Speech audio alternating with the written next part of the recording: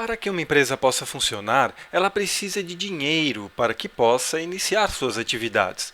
Normalmente são os sócios que enviam esse primeiro valor para a empresa, que é conhecido como capital próprio. Posteriormente, é comum que os proprietários pensem em expandir suas atividades.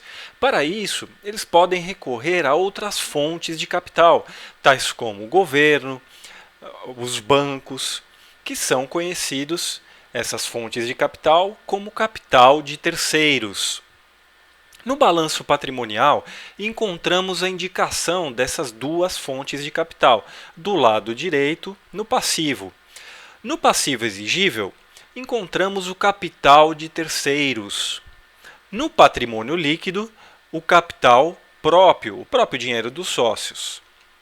Analisar o endividamento de uma empresa é importante para entender o quanto há de capital de terceiros e o quanto há de capital próprio naquela empresa.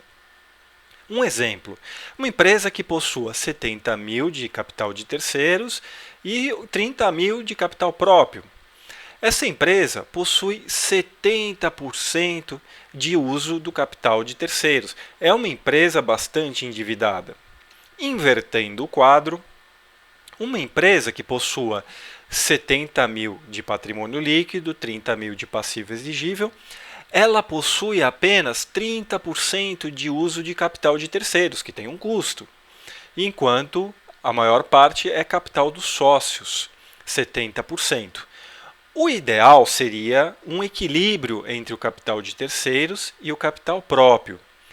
Porém, às vezes essa situação não é possível e é comum que as empresas optem por estarem geralmente um pouco mais endividadas.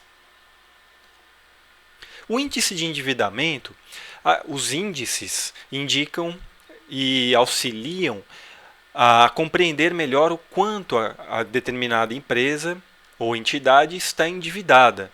Um deles é a participação de terceiros sobre capital próprio, que é calculado da seguinte forma: soma-se o passivo circulante com o realizável a longo prazo e se divide pelo passivo total. O passivo total também tem o patrimônio líquido, incluso dentro dele, só lembrando. Um exemplo: um passivo circulante de 50 mil, um passivo realizável a longo prazo de 50 mil e um passivo total de 200 mil. Somou-se os 50 com 50, dividiu por 200, chegou-se a um índice de endividamento de 50% nesse exemplo.